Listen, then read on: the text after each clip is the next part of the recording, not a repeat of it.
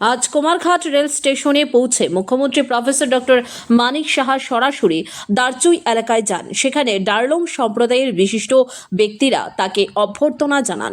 রাজ্যস্তরীয় থার্লাকুট 2026 অনুষ্ঠানের মঞ্চে উপস্থিত ছিলেন সমাজ শিক্ষা ও সমাজ কল্যাণ দপ্তরের মন্ত্রী টিঙ্কু রায়, পাবিয়াছড়া বিধানসভার বিধায়ক ভগবান চন্দ্র দাস সহ অন্যান্য জনপ্রতিনিধি ও আধিকারিকরা।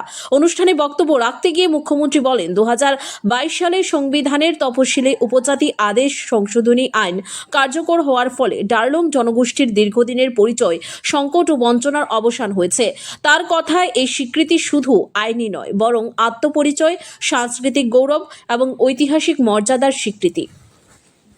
2022 সালের পর থেকে ডার্লংদের ঐতিহ্যবাহী থার্লাকুট উৎসব রাজ্যস্তরে স্বীকৃতি পেয়েছে এবং তথ্য ও সংস্কৃতি দপ্তরের বার্ষিক কর্মসূচির অন্তর্ভুক্ত হয়েছে।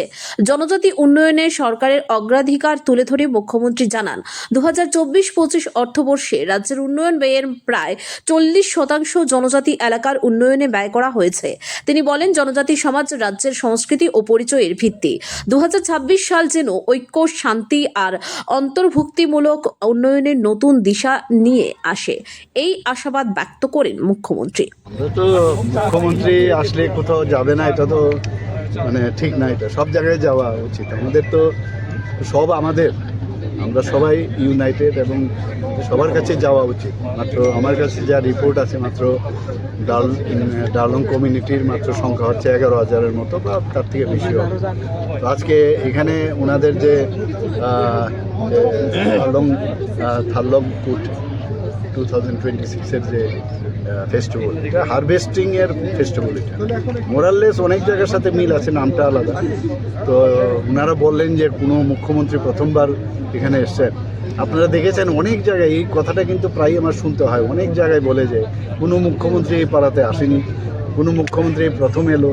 তো আমি ভাবলাম যে এর আগে এত মুখ্যমন্ত্রী ত্রিপুরাতে ছিল, 35 বছর 20 বছর এরকম, তারপরে ওরা কেন যায়নি আমার জানা নেই।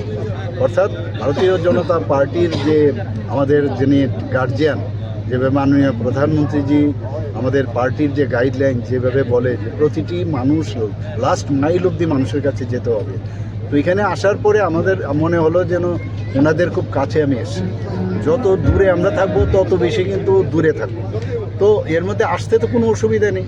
ওদের প্রোগ্রাম আমরা আসলাম, ওরা খুশি হয়েছে, এতে তো আমারই লাভ। একদিকে যেমন ওরা খুশি হয়েছে, এটা কিন্তু আমার বা আমাদের সরকার বা আমাদের যে চিন্তাধারার লোক সবাই লাভ হয়েছে। আমি অত্যন্ত আনন্দিত এবং যেভাবে ওনারা এখানে আজকে